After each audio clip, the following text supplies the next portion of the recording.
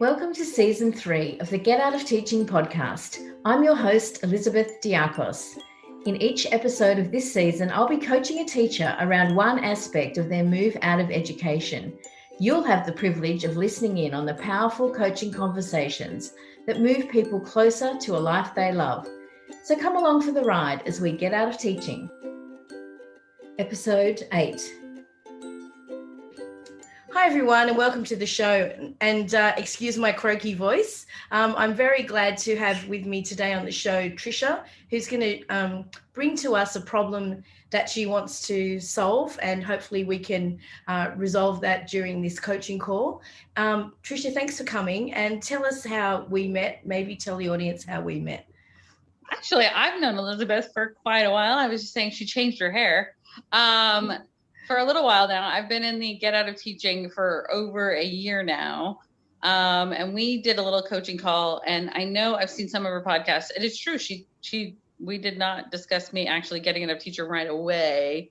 Through our coaching sessions, I found that maybe staying in teaching was a good idea for a little while longer. So she reached out to me again as she's doing her podcast, and one of her people suggested, hey, I would love to learn more about time management.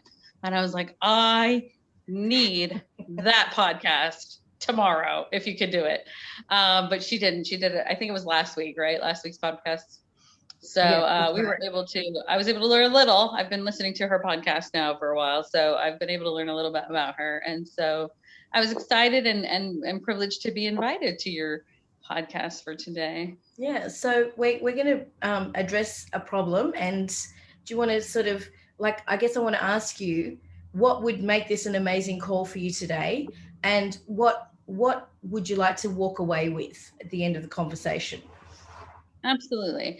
So my background and the reason I initially stayed in teaching after our first coaching was I have a bachelor's degree from 1999, which is lots of years ago. And so when I tried getting out of teaching, I heard and I got a lot of responses that said I wasn't qualified to get out of teaching with my very ancient degree and not gonna hide it, and my experience exclusively being a teacher or in something in teaching since that time. Mm-hmm. So I've been trying to get myself in a place to decide to go back to education, which is where the time management thing came in, because I don't know if you know this about teaching, but as much as it's a 9-to-5 kind of job, we do a lot of weekend and after school work here in the US to actually make our job work. There's a lot of voluntolding is what we call it here in my little local area. We get voluntold to do a lot of things outside of our school hours, or it's just expected, like to write a good lesson plan and to be a good teacher. You have to do it outside of the school hours because you only get a limited time to make that happen. So there's a lot of planning. And so I've been trying to contemplate whether I even have the time to go back for a second degree to make it work. Okay. To get out of. So back to my original question then, how will we know if we've been successful in this conversation? What do you need to take away with you? I think it's more about what we were talking about. Time management was my big kicker. I think just managing that, I need to keep this job to pay the bills, which is, I think, the gist of what the person said. Mm-hmm. And I also need to pursue something in order to get another job outside of education, because I've already tried applying for jobs and it didn't work.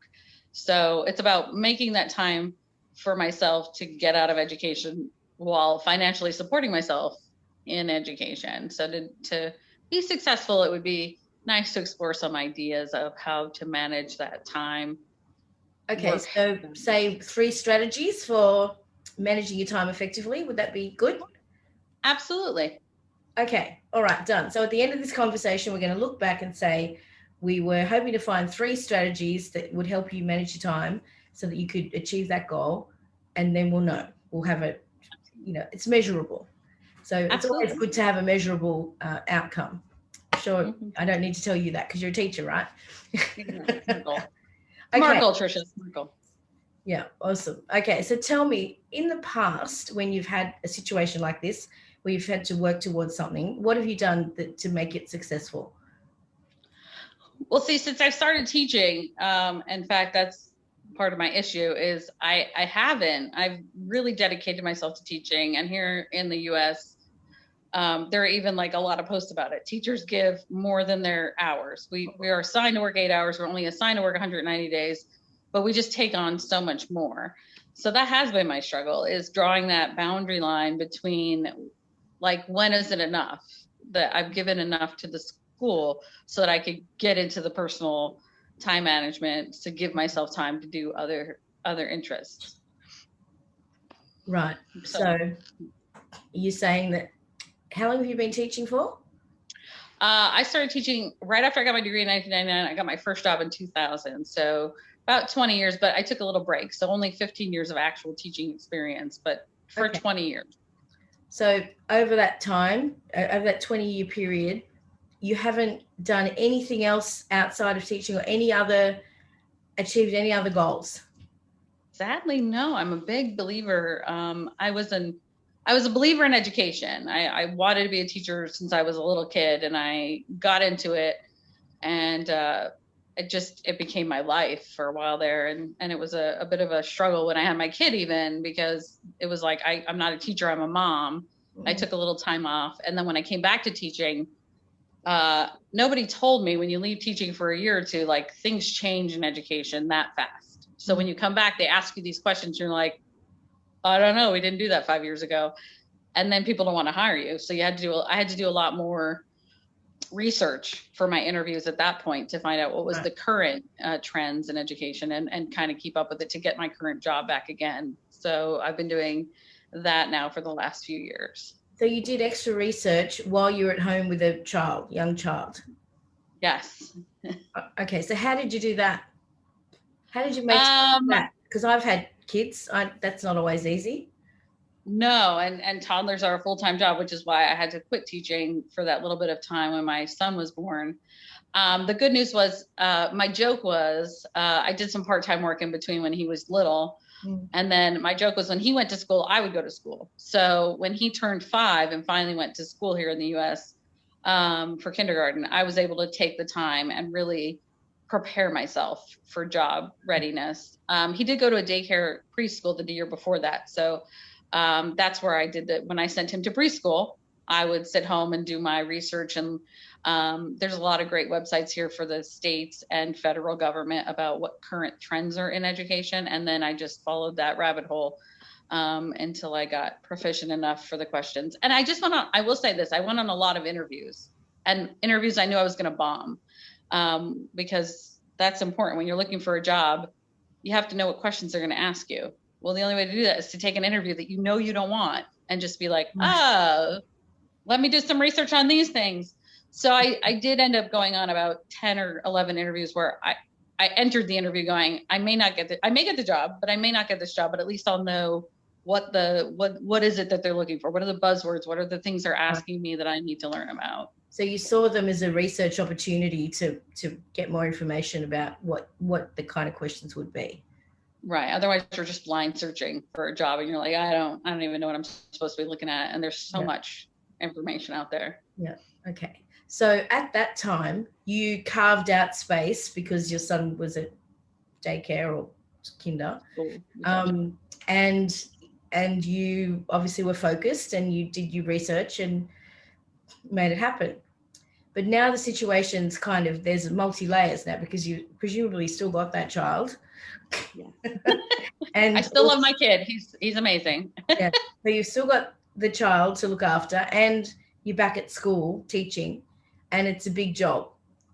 So I guess the question is then, how are you going to create that space again, given that you've now got this extra stuff happening? So where do you see those possibilities arising to create that space? Well, Elizabeth, this is why I'm on the call with you. Yeah, all right. Because I am, and this is, I'm going to say this, and I was sitting with a friend at dinner tonight, and she said the same thing I feel. Like, I don't want to take it on and fail. Like, it's one thing to fail at, I'm going to go on an interview and fail it, but then I know what I have to come home and study to get to the next job interview and maybe fail it.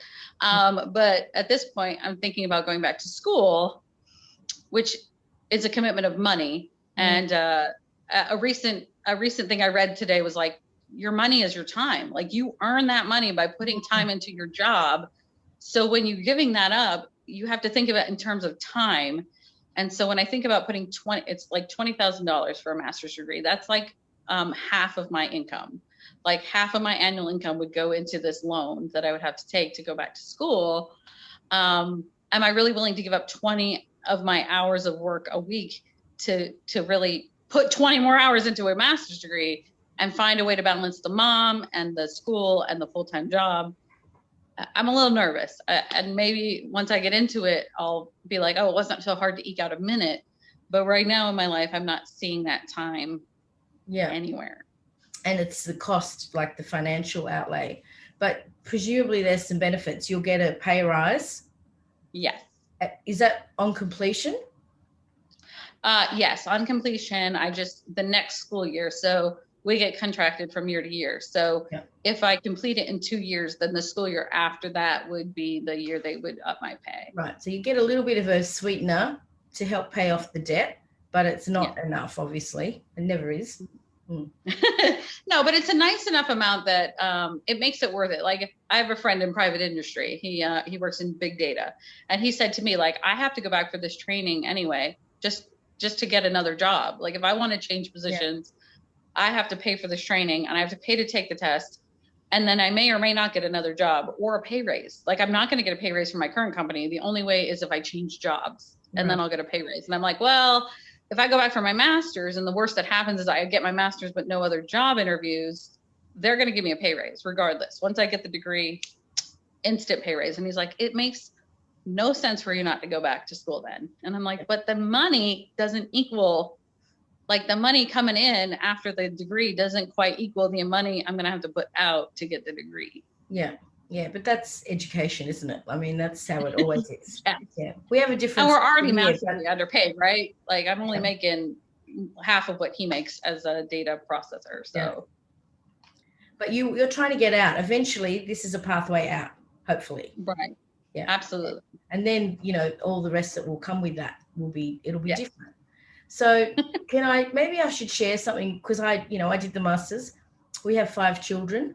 I'm trying to think, sorry, I've got a cough lolly in my mouth so that I can still talk. It's got anesthetic in it. But I think we had the last year of my masters, my youngest child did her last year of school. So the year before that, my second youngest child did her last year of school. So it was a bad idea to correspond my masters with their final year of school. But at the time, I wasn't really thinking about the impact of all that. But anyway, we were all studying hard together. I used to get up at 5 o'clock in the morning, and we also live with my elderly father-in-law, who is a really early riser. So there was no peace, there was not a moment of peace. So the only solution was to get up at the crack of dawn, and maybe I'd get an hour before he came out and started crashing around in the kitchen. And so that's what I did. And then the other thing I did was I made appointments with myself. So you know how you went out for dinner tonight? It's morning here, but it was your night, right? So when you went out for dinner, I actually put in my diary like dinner dates with my masters. So I would schedule a date, once a week on a Wednesday night or whatever it was to study, because otherwise I just knew I was never going to get it done. I'm hopeless. Like I procrastinated. I had the most immaculate Tupperware drawer you've ever seen, because I do that at anything except for write that essay that had to be written. But that's how I did it. So I carved out a little space in the morning most days, like maybe 3 days a week, for just an hour, and then one night a week as well. And that was it. Sometimes Saturday morning I could squeeze in a little bit before everyone woke up, because they'd all sleep in on the weekend. But yeah, that was the only time.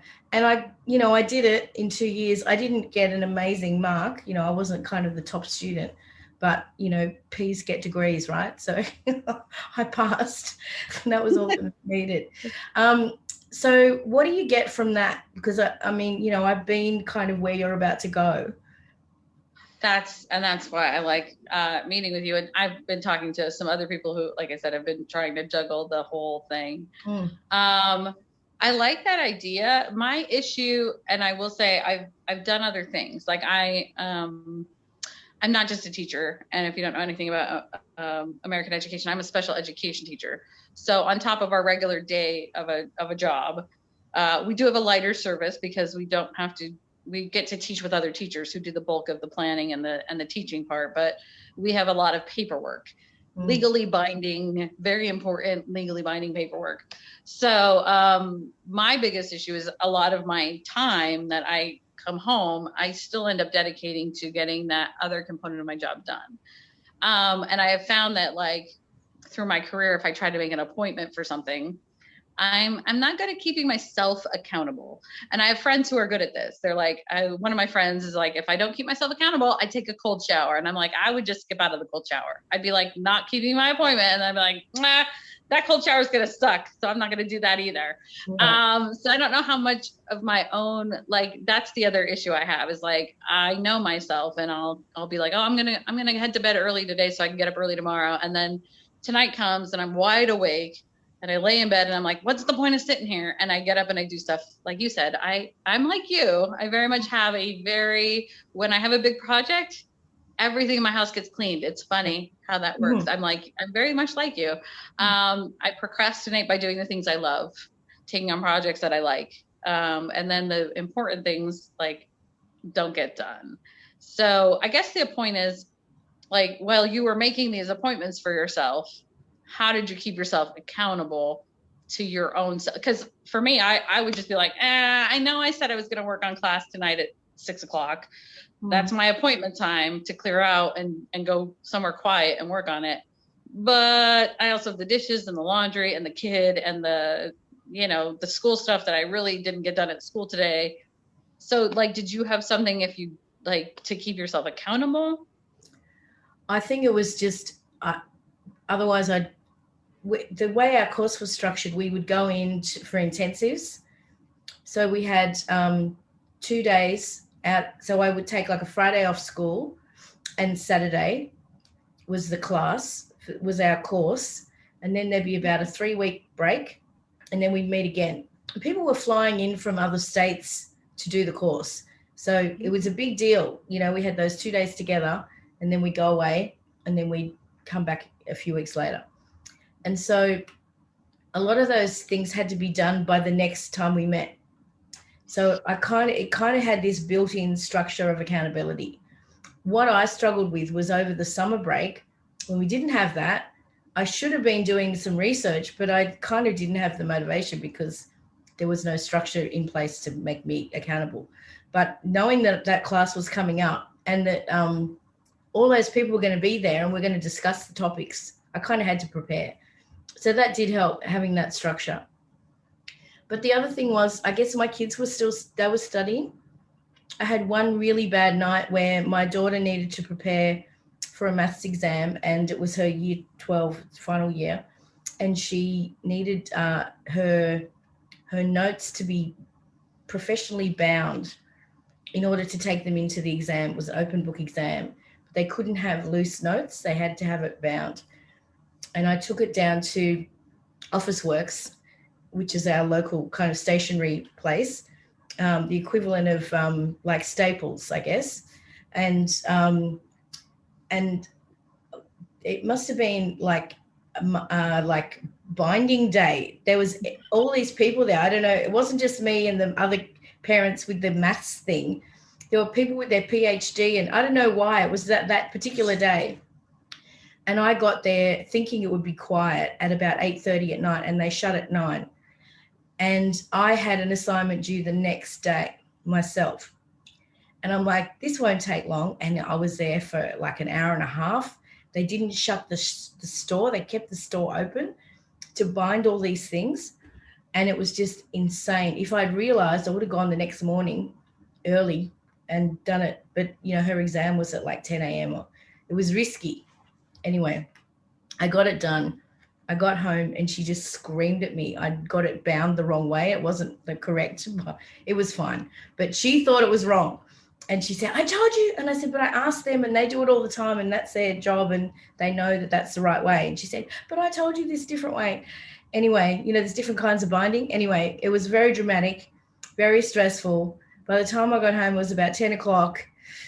The last thing I wanted to do was go out and write my assignment. And I've been trying to message my lecturer saying, can I please have an extension while I'm standing in the queue at Officeworks. Anyway, that was not fun. So there were days like that were like, sabotaged by circumstance. And so I just had to suck it up and go, okay, this is how it is. It's not great. And I did have to get an extension for a couple of things. But in the end, it actually paid off for me to just get up in the morning and do it, because I wasn't always on the back foot that way, and I wasn't always running late. That was stressful too. So it was less stressful. And then I had, people who would, like my librarian at work, would proofread for me. And so if I wrote it like before I needed it, she would actually proofread my work, which was great.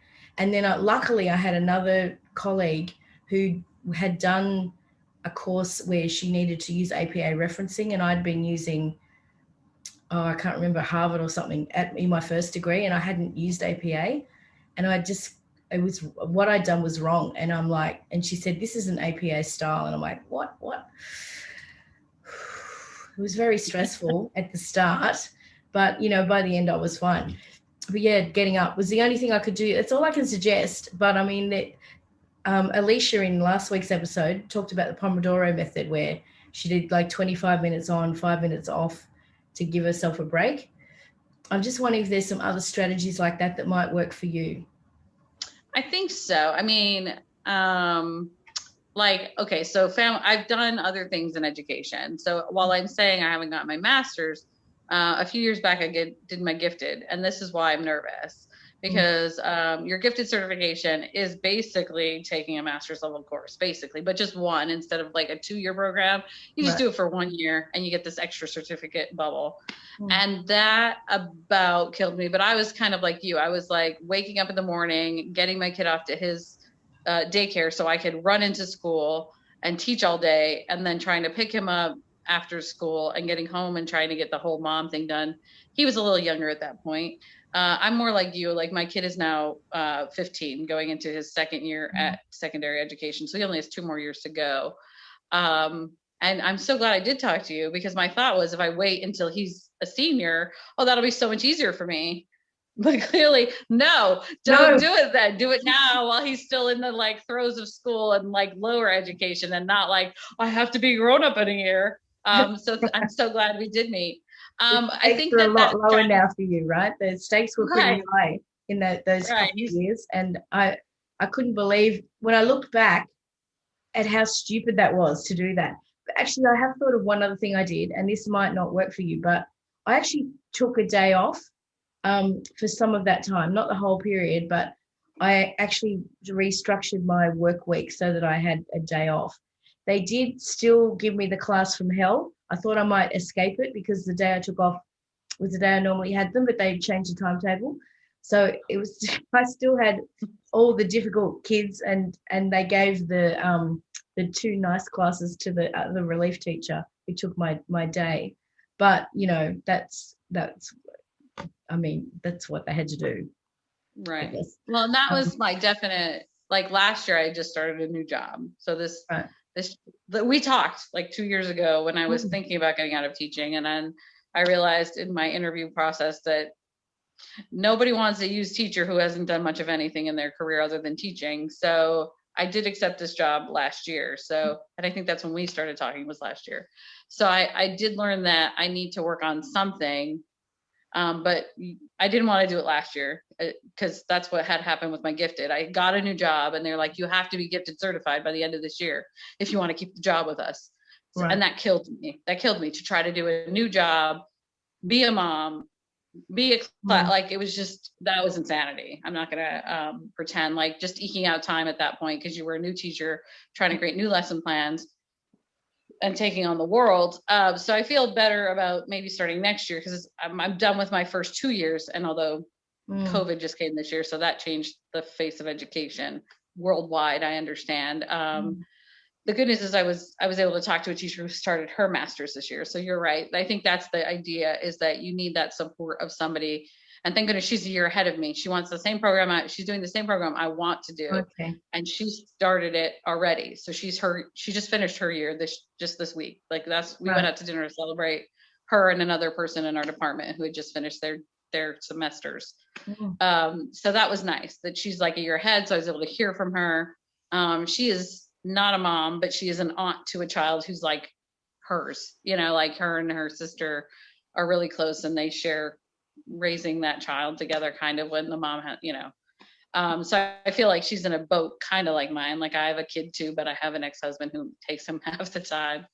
And I've got my first year at the school under my belt. So I do feel like that's kind of nice having people, like you said, you had somebody to proofread you had somebody to bounce your ideas off of. So I think that really helps, like try to make that connection with her about like, hey, you took the first year. How does this look as an assignment? Well, and she got straight A's. So maybe it's like, does this look like what you did? Is that going to get me the passing grade? And I think perspective, like you said, you don't have to have a great grade. You just have to get it done, Tricia. You just have to get it done. The university did offer support, but you had to have already written the essay and then go in. And, for me, it's like 45-minute drive to the university after school, like in an afternoon traffic.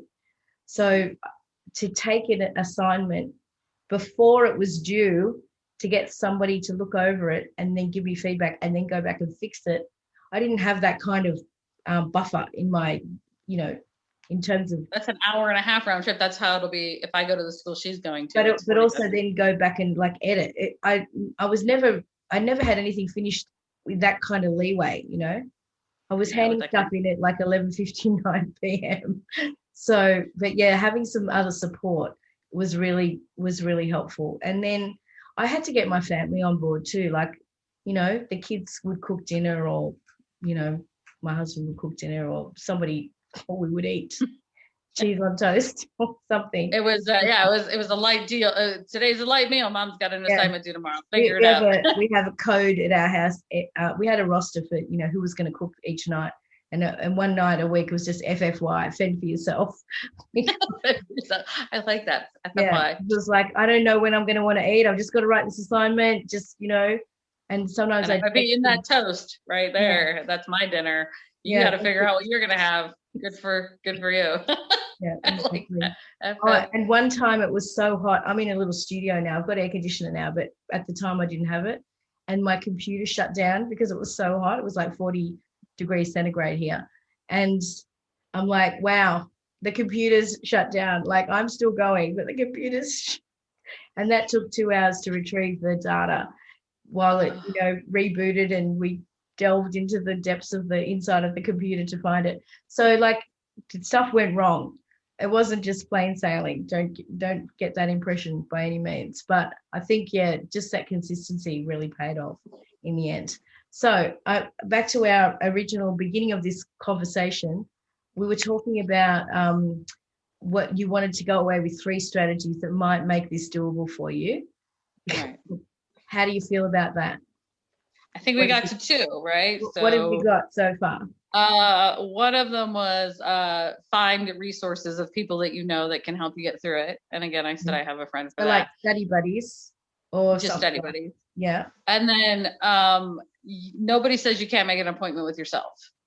And that's something I never like to do. I never like to be like, no, because I have my own thing I got to do tonight. So it's time to put down like you said, put it in writing. Like, this is my time. Yeah. Nobody gets to be with me this time. I didn't tell people I'm writing my assignment because they would say, oh, just come to the movies or whatever.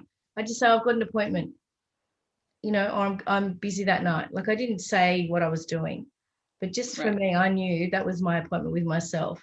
It's such a powerful thing, to commit to yourself. And I think that as teacher, and I will say this because this is a get out of teaching thing.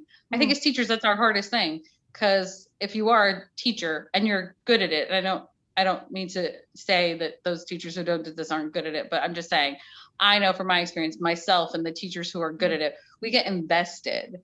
And we make it, it's hard for us to say no. That's why we can get voluntold into doing something.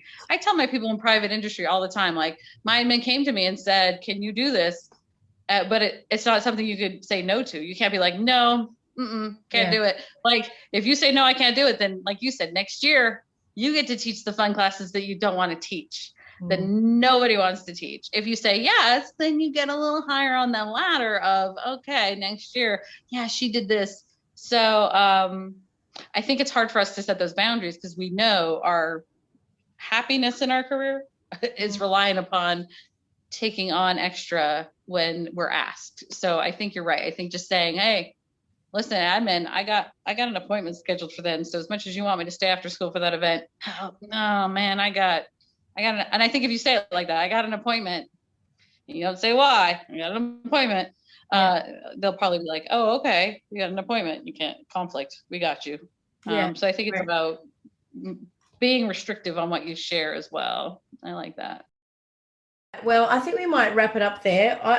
Tricia's got 2 possibilities there. She's got study buddy as an option, appointment with herself, and I'm going to add in Alicia's Pomodoro method as another way of helping to manage time, where you do 25 minutes on, 5 minutes off. I think that's another really helpful strategy. But I think just being able to really prioritize yourself and give yourself the space that you need to achieve the goals that you want to achieve is such a powerful thing that you'll actually be really proud of yourself when you do it. And that's really exciting.